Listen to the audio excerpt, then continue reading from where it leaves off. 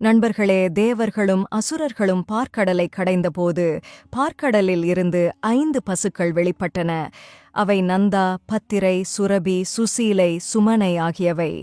இவற்றின் சந்ததிகளே பூலோகத்தில் நமக்கு உதவியாக இருந்து வருகின்றன.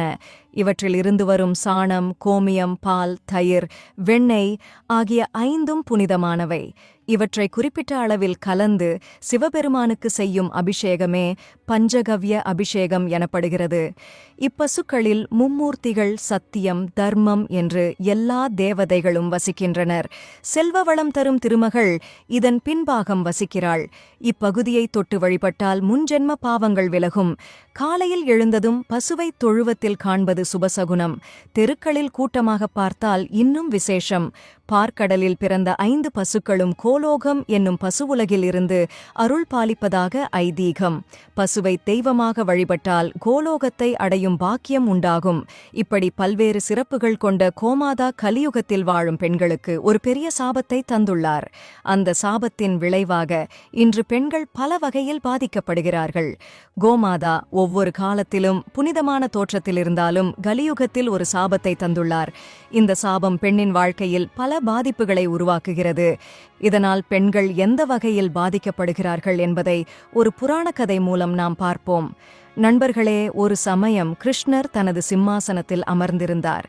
அவரை பார்க்க வந்திருந்த சத்யபாமா, "ஆண்டவரே, இன்று என் பணிப்பெண்களில் ஒருவர் என்னிடம் ஒரு கேள்விக்கான விளக்கம் பற்றி கேட்டாள். முன்பு பெண்கள் குழந்தை பெற்றவுடன் அந்த குழந்தையானது நடக்கத் தொடங்கும். ஆனால் இன்றைய காலத்தில் குழந்தை பிறந்தாலும் 8 மாதம் கழித்து நடக்கத் தொடங்குகிறது. இதற்கான காரணம் என்ன?" என்று கேட்டாள். "எனவே இது பற்றி அறிந்து கொள்ள நான் உங்களிடம் வந்திருக்கிறேன். தயவு செய்து இந்த கேள்விக்கான பதிலை என்னிடம் சொல்ல முடியுமா?" என்று கேட்டாள்.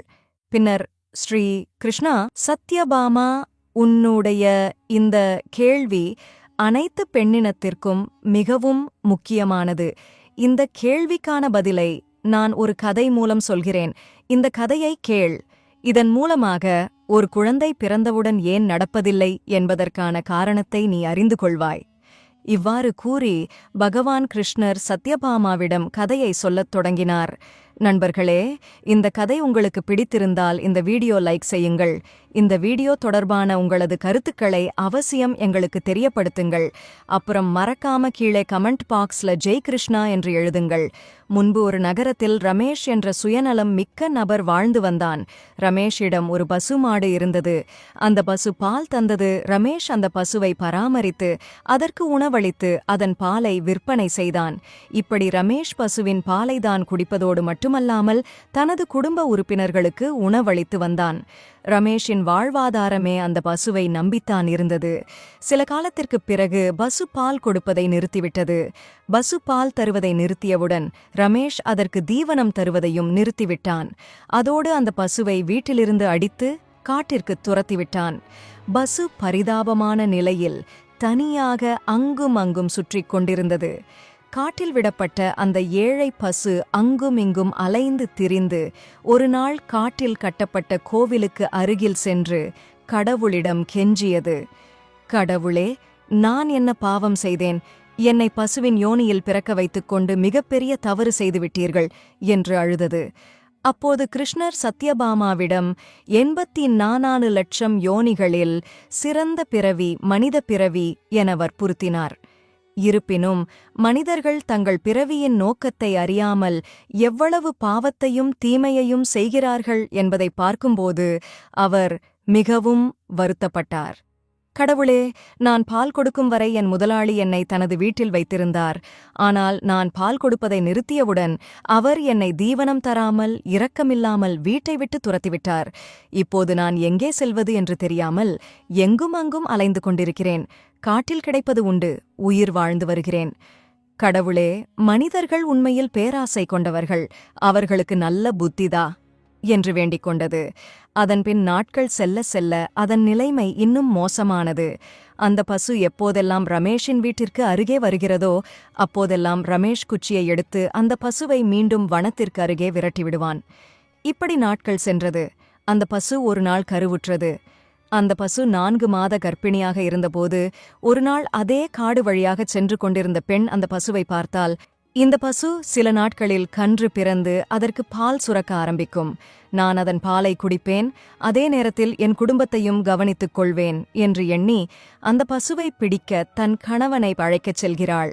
அவளது கணவன் அங்கு வருவதற்குள் பசு அங்கிருந்து புறப்படுகிறது. இப்படியே காலம் சென்றது. அந்த பசுவின் பிரசவ நேரம் நெருங்கியபோது வனத்தில் ஒரு பாதுகாப்பான இடத்தில் சென்று ஒரு கன்று குட்டியை ஈன்றது. அதேபோல் அந்த பெண் காட்டில் சுள்ளிகளை எடுக்க வந்தபோது தூரத்தில் ஒரு பசுவானது கன்று ஈன்றதை பார்த்தாள்.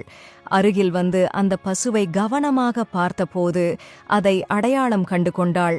சில மாதங்களுக்கு முன்பு இதே பசுவைதானே நாம் பார்த்தோம். அப்போது இந்த பசு நம்மிடமிருந்து தப்பித்துவிட்டது. இந்த முறை நான் விடமாட்டேன். கண்டிப்பாக இந்த பசுவை என் வீட்டிற்கு பிடித்து செல்ல வேண்டும் என்று தன் மனதில் நினைத்துக் கொண்டிருந்தாள். அப்போது அந்த பசு பெண்ணிடம் பேசத் தொடங்கியது. சகோதரி, தயவு செய்து எனக்காக ஒரு உதவி செய்யுங்கள். இப்போதுதான் நான் ஒரு கன்றை ஈன்றேன். அது என் பின்னால் இருக்கிறது. தயவு செய்து அதை எடுத்து என் கழுத்தின் மேல் வைக்க முடியுமா? இந்த வனத்தில் ஆபத்தான மிருகங்கள் இருக்கின்றன. எனது குழந்தை 8 மாதத்திற்கு பிறகு தான் நடக்க முடியும். நான் என் குழந்தையை ஒரு பாதுகாப்பான இடத்திற்கு எடுத்துச் செல்ல விரும்புகிறேன். எனக்காக இந்த உதவியை செய்ய முடியுமா என்று கேட்டது. இப்போது கிருஷ்ணர் சத்யபாமாவிடம், தேவி, இப்போது போல முன்பு கிடையாது.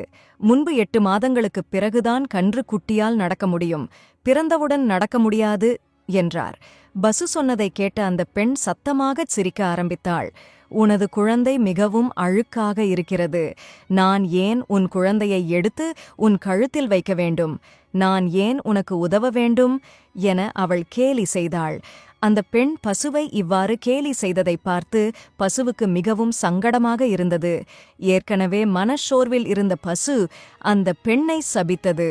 பெண்ணே, மனித இனத்தின் குழந்தைகள் பிறந்தவுடன் நடக்கத் தொடங்குகிறார்கள். ஆனால் எங்கள் இனத்தை சேர்ந்த குழந்தைகள் 8 மாதம் கழித்தே நடக்கத் தொடங்குகின்றனர். இன்று முதல் பெண் இனத்துக்கு நான் ஒரு சாபம் தருகிறேன். இனிமேல் உங்களது குழந்தைகள் பிறந்த 8 மாதங்களுக்குப் பிறகே நடக்கத் தொடங்கும். இன்று என் குழந்தை நடக்க முடியாமல் சிரமப்படுவதைக் கண்டேன். இன்றிலிருந்து என் இனத்தைச் சேர்ந்த எல்லா கன்றுகளும் பிறந்தவுடன் நடக்கத் தொடங்கும் என சபித்தது. இந்த சாபம் காரணமாகத்தான் சத்தியயுகத்தில் பிறந்தவுடன் நடந்த குழந்தைகள் இக்காலத்தில் பிறந்தவுடன் நடக்க முடியாமல் உள்ளனர். கோமாதா அனைத்து பெண் இனத்திற்கும் இந்த சாபத்தை தந்திருக்கிறார் என்று பகவான் கிருஷ்ணர் கூறினார். கடவுளே, எனது கேள்விக்கு பதில் தந்ததற்கு நன்றி என்று கூறி சத்யபாமா இறைவனை வணங்கி அங்கிருந்து சென்றாள். நண்பர்களே, சத்தியயுகத்தில் சுகதேவர் பிறந்தவுடனே நடக்கத் தொடங்கினார். வேதவியாசரும் பிறந்தவுடனேயே நடக்கத் தொடங்கினர். அது பொற்காலம்.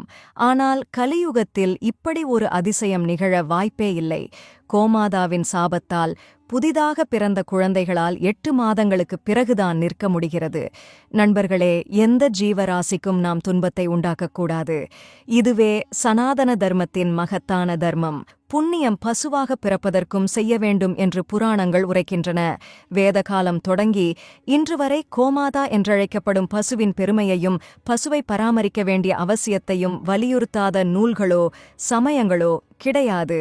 பசுவை போற்றியவர்கள், பராமரித்தவர்கள், காப்பாற்றியவர்கள் அடைந்த நன்மைகளுக்கு நம் புராணங்களில் ஏராளமான சான்றுகள் உள்ளன.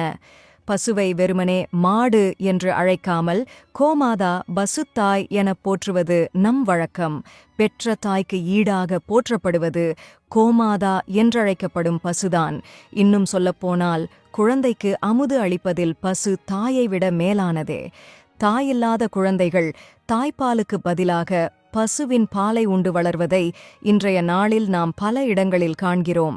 ஆன்மீக நோக்கில் மனிதனாக பிறப்பதற்கு ஓர் உயிர் எத்தனை புண்ணியம் செய்ய வேண்டுமோ அதே அளவு புண்ணியம் பசுவாக பிறப்பதற்கும் செய்ய வேண்டும் என்று புராணங்கள் உரைக்கின்றன. பசுவின் பெருமையை உணர்ந்தே ஆன்றோர்கள் பிரார்த்தனை செய்யும் போது கோ பிராஹ்மணேபிய சுபமஸ்து நித்யம் என்று பிரார்த்தனை செய்வார்கள். அதாவது பசுவுக்கும் அந்தணர்களுக்கும் எப்போதும் நன்மை உண்டாகட்டும் என்பது இதன் பெயாருள். பசுதான் வளரும் வீட்டிற்கு மகிழ்ச்சி அளிப்பனவாக காணப்படுகிறது. பசு இருக்கும் இடத்தில் அன்னம், அழகு, ஐஸ்வர்யம், ஆரோக்கியம் அனைத்தும் வந்து சேர்ந்துவிடும். சாணம் மெழுகிய நிலம், சாணி நீர் தெளித்த முற்றம், சாணப்பரிமணமான விபூதிப் புழக்கம், பால் கொதிக்கும் நறுமணம், தயிர்கடையும் மத்தோசை, தாக சாந்தி தரும் மோர் என்பன வீட்டிற்கு அனைத்து விதத்திலும் மகிழ்ச்சியைத் தரும். கல்யாணம் என்ற சொல் மங்களத்தை குறிக்கும்.